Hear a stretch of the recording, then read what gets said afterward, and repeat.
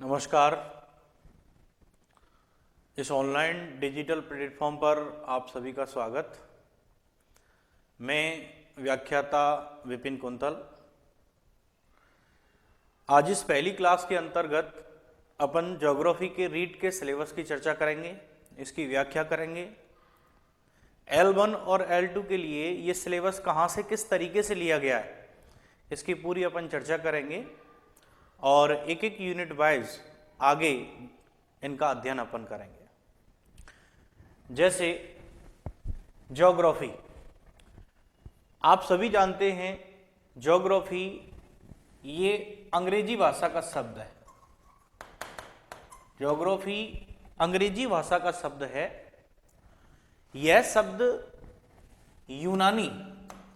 यूनानी अर्थात इसे अंग्रेजी में अपन ग्रीक भी बोलते हैं। ग्रीक भाषा के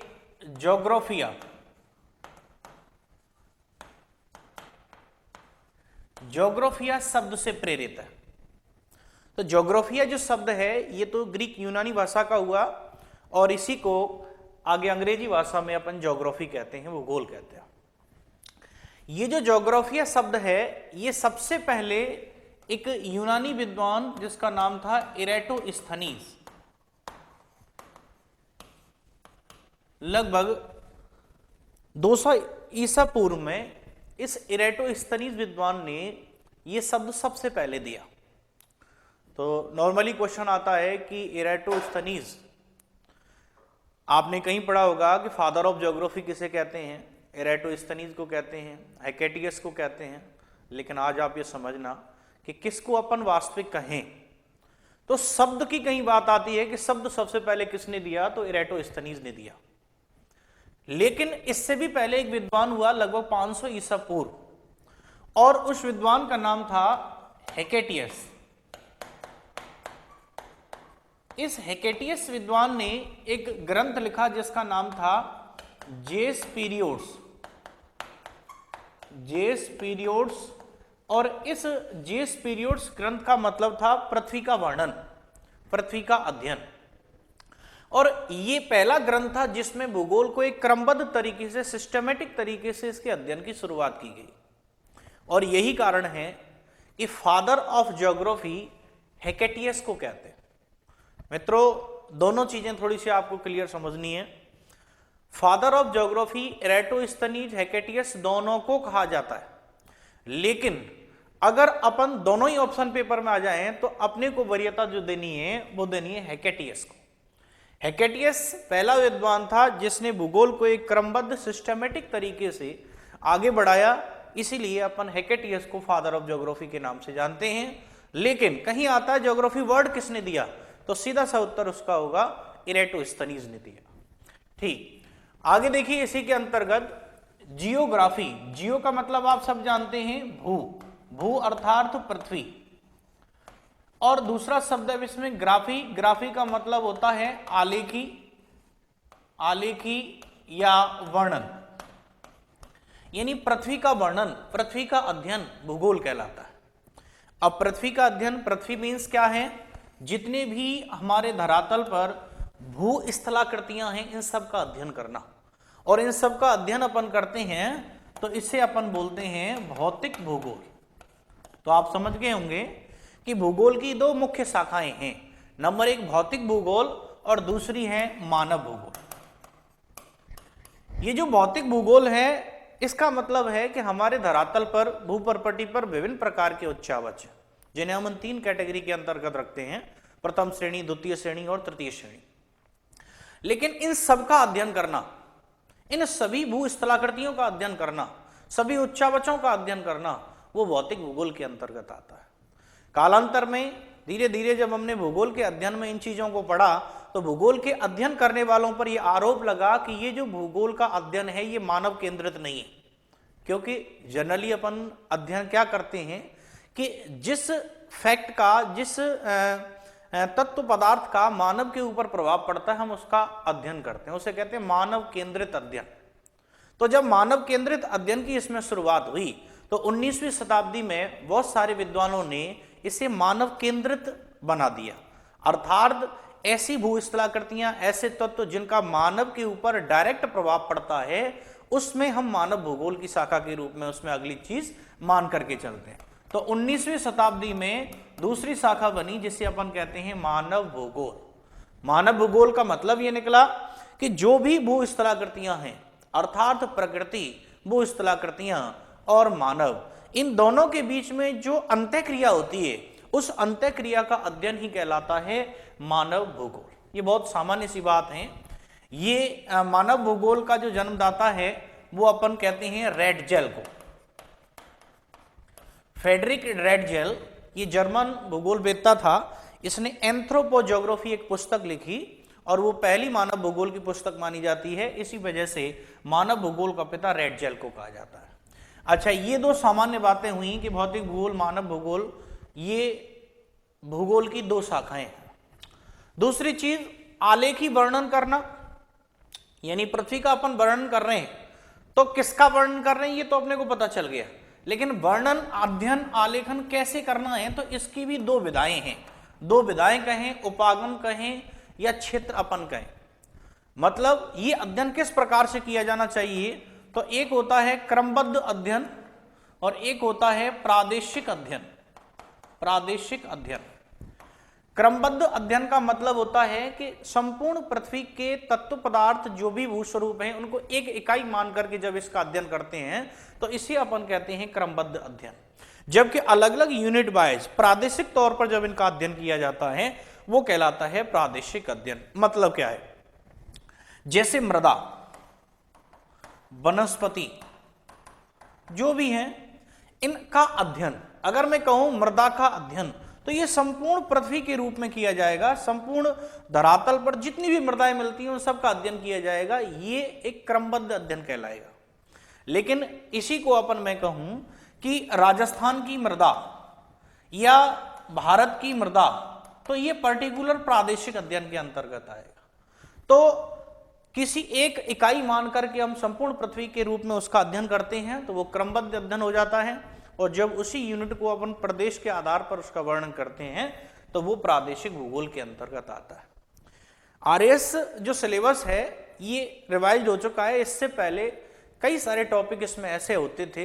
एशिया का प्रादेशिक भूगोल, एशिया का प्रादेशिक भूगोल का मतलब था कि एशिया के अंतर्गत जितने भी फैक्टर्स बनते हैं वो सब आपको पढ़ने हैं।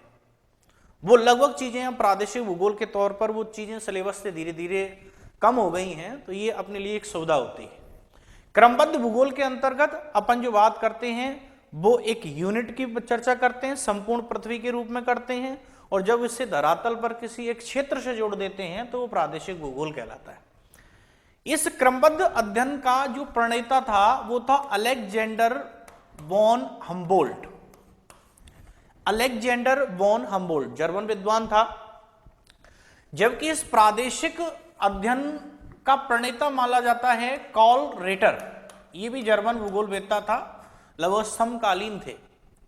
और एक बात और ध्यान रखें कि इन हम्बोल्ट और रेटर दोनों जर्मन भूगोलवेत्ताओं को आधुनिक भूगोल का संस्थापक कहते हैं। आधुनिक भूगोल का संस्थापक हम्बोल्ट और रेटर को कहते हैं। और एक बात और इसमें जुड़ जाए कि आधुनिक भूगोल का संस्थापक हम्बोल्ट रेटर को कहते हैं, लेकिन किसी एक का इनमें से भी चुनाव करना है तो पहले आप रखेंगे हम्बोल्ट को। तो आधुनिक भूगोल का संस्थापक हम्बोल्ट को कहा जाता है। बाकी हम्बोल्ट रेटर दोनों ही आधुनिक भूगोल के संस्थापक हैं। जैसे आपने वहां पर पढ़ा था कि father of geography upon Eratosthenes और हेकेटियस दोनों को कहते हैं, लेकिन इन दोनों में से किसी एक को अपन पहले वरीयता देंगे। तो हेकेटियस को जेस पीरियड्स ग्रंथ के कारण हम फादर ऑफ ज्योग्राफी कहते हैं। अच्छा, ये सामान्य आपने बात करी है। अब हम सिलेबस पर आते हैं। ये लगभग सब आप जानते हैं। अपनी रीड के अंतर्गत जो एसएस वाला पोर्शन है उसमें 4 यूनिट आती हैं ज्योग्राफी से रिलेटेड, और उसमें पहली यूनिट है पृथ्वी के घटक। वो टोटली जो यूनिट है वो आपकी फिजिकल ज्योग्राफी से जुड़ती है। दूसरी यूनिट है संसाधन। उस संसाधन के बारे में अपन चर्चा करेंगे, जैसे संसाधन का संरक्षण, मृदा, खनिज, कृषि, उद्योग, मानव संसाधन। वो जो यूनिट है वो आपकी मानव भूगोल से जुड़ती है। और राजस्थान और भारत का भूगोल, ये 2 यूनिट और आपके सिलेबस में हैं, जिनमें आधा पोर्शन तो फिजिकल ज्योग्राफी का है और आधा पोर्शन आपका आता है ह्यूमन ज्योग्राफी का। देखिए आगे इसी को अपन आगे और चर्चा करते हैं। पहली जो यूनिट है अपने सिलेबस के अंतर्गत, वो सबसे मुख्य और मेन पार्ट मानी जाती है। क्यों मानी जाती है, इसको आप ये देखना।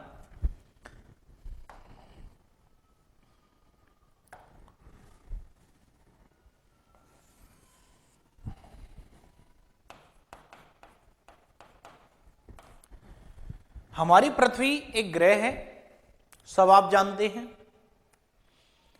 आकार की दृष्टि से ये 5वां और सूर्य से दूरी के हिसाब से ये 3रा बड़ा ग्रह। पृथ्वी की उत्पत्ति जो है वो सूर्य के एक भाग के टूटने से हुई थी।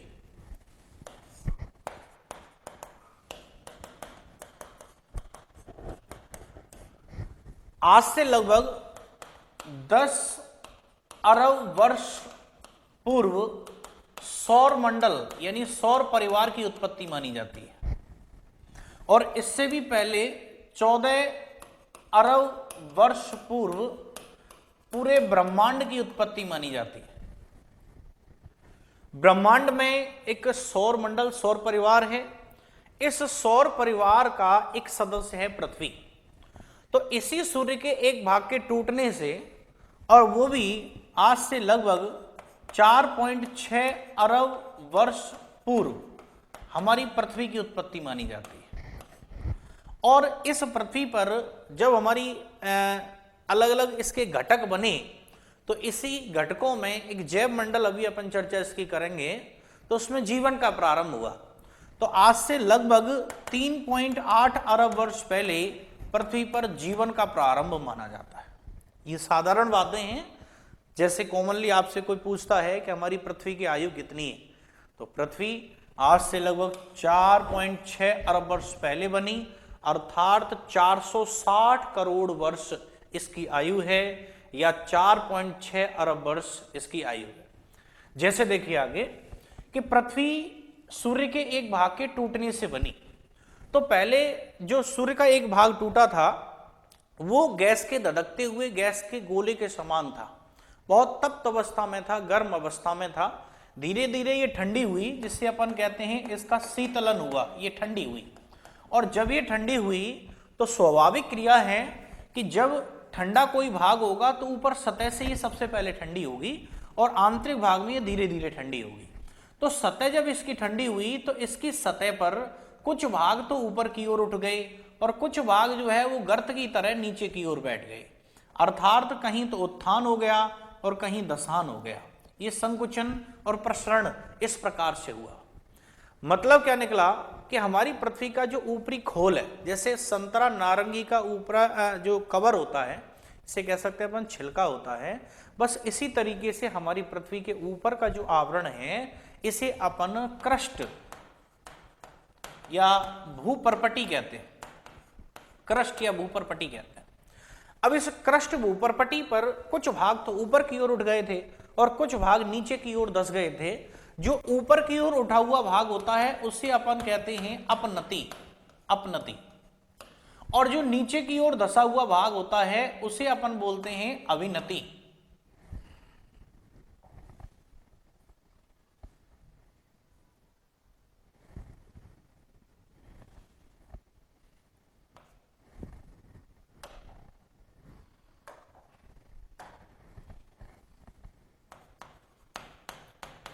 अभिनति। अब क्या हुआ कि जब सूर्य से भाग ये टूट करके अलग हुआ, धीरे धीरे ये भाग ठंडा हुआ, तो इससे वाष्प निकली, और जब ये वाष्प गुरुत्वाकर्षण बल के प्रभाव से पृथ्वी के चारों ओर लिपट गई तो इसी वाष्प से बादलों का निर्माण हुआ, और बादल जब बना तो इससे संघनन हुआ, और संघनन का मतलब इसमें वर्षा हुई। और जब वर्षा हुई तो ये माना जाता है लगभग लाखों वर्षों तक ये वर्षा हुई, और वर्षा से जो अविनतिक भाग थे अर्थात नीचे धसे हुए भाग थे उन सभी भागों में जल भर गया, और इसी जल के भरने को आप समझ गए होंगे, इसी को अपन कहते हैं जलमंडल, जिससे महासागरों, सागरों सभी की उत्पत्ति हुई। तो जो नीचे गर्त वाले भाग थे उन सब में जल भर गया और जल भर जाने के कारण जो है वो बन गया आपका जलमंडल। अब दो चीजें आपकी समझ में आ गई होंगी, महाद्वीप महासागर। तो महाद्वीप क्या है? अपनतिक भाग है, जो ऊपर की ओर उठे हुए भाग है, और जो अविनतिक भाग हैं जिनमें जल भरा हुआ है उन्हें अपन कहते हैं महासागर। तो दो कंपोनेंट आपकी समझ में आए। नंबर एक तो जो स्थल वाला भाग है उसे अपन स्थल मंडल कहते हैं या लिथोस्फीयर कहते हैं, जो ऊपर की ओर उठा हुआ भाग है। और जो गर्त वाले भाग हैं जिनमें जल भरा हुआ है उसे अपन जलमंडल कहते हैं, जलमंडल। लगभग हमारी संपूर्ण पृथ्वी का 29% जो भाग है वो तो स्थल मंडल के अंतर्गत आता है और 71% भाग जो है वो जलमंडल के अंतर्गत आता है। तो दो ये चीजें बनी। इसी में आगे देखिए, जब ये भूपर्पटी का निर्माण हुआ तो इस भूपर्पटी का जो निर्माण हुआ, ये भूपर्पटी लगभग 100 किलोमीटर मोटा भाग है। जैसे नारंगी या संतरा का उदाहरण मैंने आपको दिया, इसका जो खोखला होता है, जो इसका छिलका होता है, बस इसी तरीके से हमारी पृथ्वी का जो ऊपरी आवरण है जिसे हम क्रस्ट या भूपर्पटी कह रहे हैं, ये लगभग 100 किलोमीटर मोटा भाग है। इसके नीचे वाला जो भाग है, ये नीचे वाला भाग अभी भी तप्त, बहुत ही ज्यादा गर्म अवस्था के अंतर्गत है। अब कितना नीचे वाला भाग है? हमारी पृथ्वी के कोर की अपन बात करते हैं तो ये जो कोर वाला भाग है, ये कोर वाला जो भाग है, ये केंद्र इसको मानते हैं अपन 6371 किलोमीटर, ये औसत है 6371 किलोमीटर गहराई में पृथ्वी का केंद्र है। अब इस केंद्र तक अपन पहुंचेंगे तो इस यहां सतह से तो इसकी 3 लेयर बनती है। तो पृथ्वी की जो आंतरिक संरचना है वो 3 है। पहली तो हो गई ये क्रस्ट यानी कि भूपर्पटी, जो लगभग 100 किलोमीटर मोटा भाग है। इसके बाद लगभग 2900 किलोमीटर की गहराई तक का जो दूसरा भाग है, इसे अपन कहते हैं मेंटल। ये दूसरा भाग है, इसे मेंटल कहते हैं। और तीसरा जो भाग है 2900 किलोमीटर से 6371 किलोमीटर तक का जो भाग है, उसे अपन कहते हैं कोर। कोर का मतलब होता है अंतरतम, सबसे गहरा भाग। अब आप एक और बात ध्यान रखना जो आगे आपके सीधी सिलेबस में डिफाइन है, कि जब ये पृथ्वी ठंडी हुई और गतिक अवस्था में थी तो इसमें जो हल्के पदार्थ थे वो तो भूपर्पटी की ओर आए, ऊपर की ओर आए, और जो भारी पदार्थ थे वो नीचे की ओर धसे। तो जो कोर वाला भाग है ये निकिल और फेरियम यानी कि भारी पदार्थों से बना हुआ है।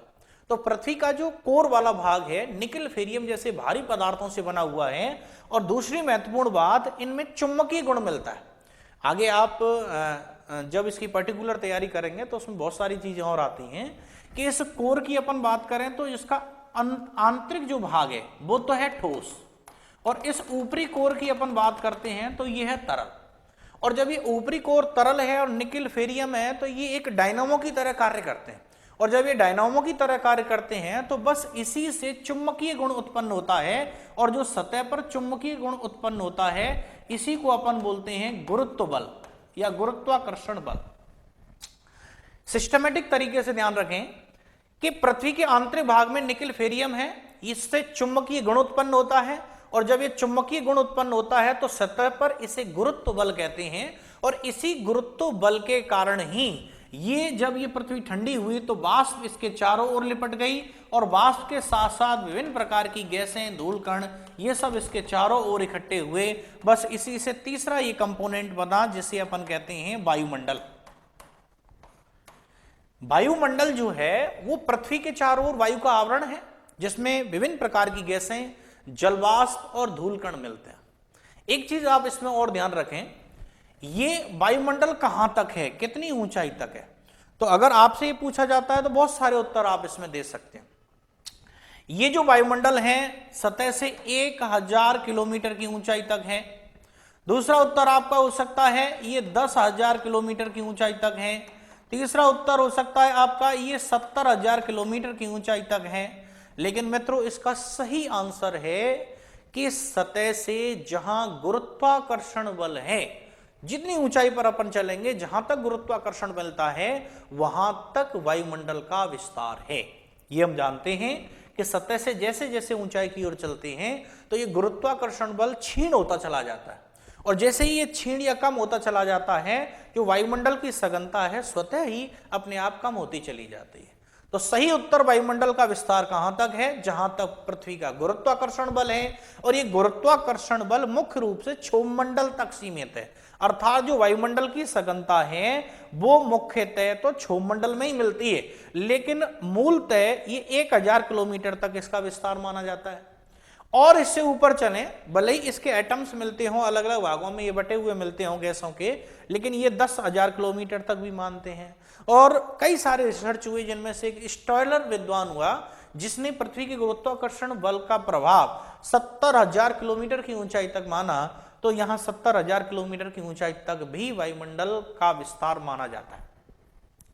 अगली महत्वपूर्ण बात कि इसमें विभिन्न प्रकार की गैसें हैं। जैसे ये ठंडी हुई तो गैसें भी निकली, और गैसें कैसे निकली कि सबसे पहले जो गैस थी इसके अंतर्गत वो थी हाइड्रोजन और हीलियम। हाइड्रोजन और हीलियम, ये हाइड्रोजन हीलियम जो गैस हैं ये सूर्य के भाग के टूटने से पृथ्वी बनी थी, तो बस यहीं से ये आई। यानी सूर्य के संगठन में हाइड्रोजन हीलियम गैस है, यहां नाभिकीय संलयन प्रक्रिया के माध्यम से हाइड्रोजन हीलियम में परिवर्तित हो रहा है, और जब ये हाइड्रोजन हीलियम में परिवर्तित हो रहा है तो इससे अपार ऊर्जा विमुक्त हो रही है। बस ये अपार ऊर्जा ही इन तारों का स्रोत है। ये सूर्य भी एक तारा है, और सभी ये जो पिंड हैं जिन्हें अपन ग्रह कहते हैं, ये सब ऊष्मा कहां से प्राप्त कर रहे हैं? सूर्य से प्राप्त कर रहे हैं। अच्छा, अगली बात देखिए, तीसरा कंपोनेंट आपने पढ़ लिया, ये वायुमंडल बनता है। पृथ्वी के चारों ओर वायु, गैस, इसका आवरण जो है वायुमंडल कहलाता है। चौथा जो इसका आवरण बनता है उसे अपन कहते हैं जैव मंडल। जैव मंडल से तात्पर्य क्या है? देखिए, जैव मंडल अर्थात जहां पर जीव की उत्पत्ति हो।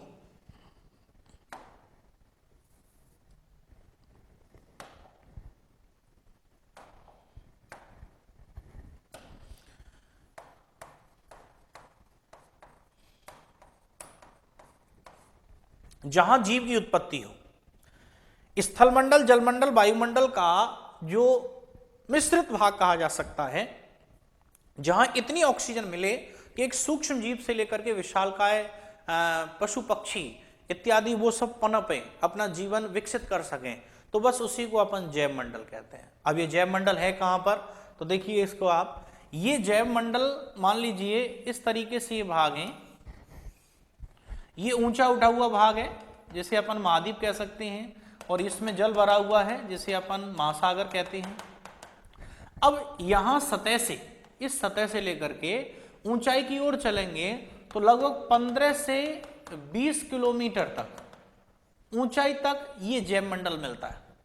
यानी कि क्षोभ मंडल और इसकी समताप मंडल की निचली परतों तक ऑक्सीजन भी अल्प मात्रा में मिलती है। जहां तक ये जितने भी पक्षी हैं ये यहां तक कुछ अल्प मात्रा में रह सकते हैं, अपना विकास कर सकते हैं, तो यहां तक जैव मंडल का विस्तार माना जाता है। और अगर गहराई की बात करें, चाहे स्थल भाग हो चाहे वो जल वाला भाग हो, इसमें वही 15 से 20 किलोमीटर गहराई तक जो है वो जैव मंडल मिलता है। जैसे गर्तें हैं, महासागर की गर्तों में आप चलेंगे तो गर्तों वाले भाग हैं, इसके साथ साथ और अंदर गहराई की ओर चलेंगे तो लगभग 15 से 20 किलोमीटर गहरा और 15 से 20 किलोमीटर ऊंचा ये पूरा जैव मंडल का एक भाग बनता है, जिसे मानव की फिल्म कहा जा सकता है। अर्थात ये जैव मंडल की मोटाई औसतन 35 किलोमीटर मानी जाती है। दोनों का औसत अपन निकालें तो लगभग 35 किलोमीटर मोटा भाग जैव मंडल कहलाता है। यही मानव की फिल्म बनती है, और इसे मानव की फिल्म इसलिए कहा जाता है क्योंकि जीव की उत्पत्ति और विकास होता है, तो ये जैव मंडल कहलाता है। ये 4 घटक हुए, स्थल मंडल, जल मंडल, वायुमंडल और जैव मंडल। अब आप लौट करके आइए, हम बात कर रहे थे कि हमारी रीट की पहली यूनिट जो है बस यही टॉपिक तो है। पहली जो यूनिट है उसमें पृथ्वी के घटक स्थल मंडल, जल मंडल, वायुमंडल, जैव मंडल, 2 टॉपिक और इसमें जोड़े गए हैं। और 5वां जो टॉपिक इसी के अंतर्गत बनता है परिवर्तनकारी बल, यानी भूपटल परिवर्तनकारी बल। और एक टॉपिक और इसमें अलग से दिया गया है जिसका नाम है चट्टान। ये कहां से लिए टॉपिक देखिए, भूपटल परिवर्तनकारी बल, ये भूपटल भूपरपटी ऊपरी आवरण, इसको कितने प्रकार के बल प्रभावित करते हैं? तो 2 प्रकार के बल प्रभावित करते हैं। एक तो सतह के नीचे से करते हैं, उन्हें आंतरिक बल कहते हैं, और एक सतह से ऊपर यानी कि ऊपर से प्रभावित करते हैं, उन्हें बहिर्जात बल कहते हैं। तो भूपटल को दो प्रकार के बल, आंतरिक और बहिर्जात बल प्रभावित करते हैं, तो इनके बारे में अपन चर्चा करेंगे। अब ये जितनी भूपरपटी है, ये सभी भूपरपटी की इसमें चट्टानें मिलती हैं, तो उन चट्टानों का अध्ययन अपन करेंगे कि वो चट्टानें कितने प्रकार की होती हैं, किस तरीके से हैं। तो ये टोटल 6 टॉपिक जो हैं आपकी पहली यूनिट में हैं, और ये यूनिट आपके सिलेबस में एक ऐसा भाग है जो सबसे ज्यादा अंतर लाता है। अंतर का मतलब 4 यूनिट आप ज्योग्राफी की आपके सिलेबस में, उसमें से ये फिजिकल ज्योग्राफी की ऐसी यूनिट है जिसमें कई सारे टॉपिक ऐसे हैं जिसमें शब्दावली डायरेक्ट आपके पेपर में पूछी जाती है, और ये वो शब्दावली है जिसमें समझना, अच्छी तरह से पढ़ना बहुत ही जरूरी है। मैं किसकी तुलना कर रहा हूं, मैं राजस्थान ज्योग्राफी की कह रहा हूं आपसे। कॉमनली अपने राजस्थान के अंतर्गत ट्रेंड होता है, और हम भी जब एक शिक्षक भर्ती की तैयारी करते हैं तो ये स्वाभाविक है कि राजस्थान भारत से लगभग अपन परिचित होते हैं, उसे याद करना, पढ़ना अन्य की तुलना में ज्यादा सरल होता है। लेकिन ये जो यूनिट है वो जनरल जीके के अंतर्गत नहीं आती, जीके वाले पार्ट इसके अंतर्गत कम है। तो इसका मतलब ये सबसे महत्वपूर्ण यूनिट है, और पूरे ज्योग्राफी के लगभग 25 क्वेश्चंस आपके पेपर में होंगे, और 25 क्वेश्चंस में से लगभग 5-7 जो क्वेश्चन होंगे वो यहाँ शब्दावली से संबंधित होंगे, जिसकी चर्चा अपन करेंगे। तो सबसे महत्वपूर्ण भाग हुआ ये पहली यूनिट, और अगली जो अपनी क्लास होगी उसमें अपन पहला ही इस यूनिट से भूपटल को प्रभावित करने वाले बल, ये सबसे इंपॉर्टेंट पार्ट है इसके अंतर्गत, जिसकी अपन चर्चा करेंगे। यहां तक आपने लगभग ये समझ लिया है कि भूपटल क्या है, ऊपरी आवरण है जिसे अपन भूपरपटी कहते हैं। अब इसको बल कौन से प्रभावित कर रहे हैं, आंतरिक बल प्रभावित कर रहे हैं गहराई से, और सतह के ऊपर से भी कुछ बल प्रभावित कर रहे हैं। जैसे सतह के नीचे से ये तप्त तरल भाग है, इसे अपन दुर्बलता मंडल कहते हैं, सतह के नीचे जो भाग है।